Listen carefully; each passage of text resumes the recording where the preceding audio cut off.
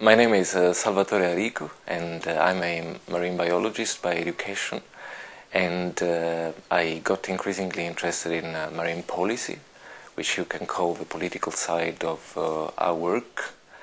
And I work for the United Nations, in particular UNESCO, which is a science agency of the UN system. And I am also affiliated with the United Nations University, which allows me to conduct some policy research. In the context of this conference here in Hanoi, my role is I'm co-chair of a working group dealing with the high seas, and to be more precise, areas beyond national jurisdiction. Because when we talk about the high seas, we actually talk about the water column, which goes under a particular regime. We call it freedom of use. Anyone is allowed to do whatever he or she feels like doing in those areas, to the extent that the environment is respected.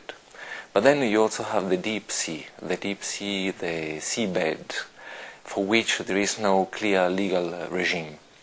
And what I'd like to talk about briefly today is some resources which were discovered only towards the end of the 70s, which we call genetic resources because they come from living organisms, essentially bacteria. And they are important because you can develop applications which are important for industry, for developing pharmaceuticals. But if there is no clear regime, then it is not clear who is allowed to use those resources. And if we develop products which are later on available on the market for sale, who is going to benefit from the benefits that derive from those resources? Now, some people think that this is a myth, but actually we've demonstrated through research with the United Nations University that there are products which are already available on the market based on those extreme organisms that live in extreme environments, because those environments are very deep and plenty of toxic substances, extreme temperatures, extreme pressures.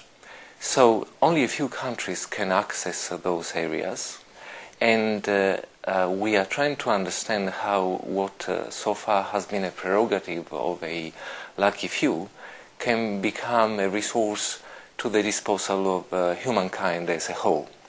But of course, while we can suggest some options, there are some formal mechanisms that are supposed to take decisions, and those are essentially expert meetings, expert workshops, expert groups under the United Nations.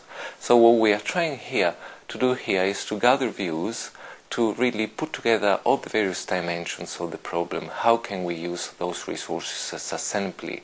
How can we use those resources in a way that we conserve them while developing interesting products which can benefit humans from a health perspective, from the perspective of enhancing the effectiveness of industrial processes like producing paper from wood. Believe it or not, those organisms that are to be found in the deep ocean can help make those industrial processes more effective and less negatively impacting the environment. So there is so much we can do to preserve those resources while still using them, but the legal and policy regime needs to be sorted out, and that's why we are here to put together some options for further consideration by the United Nations.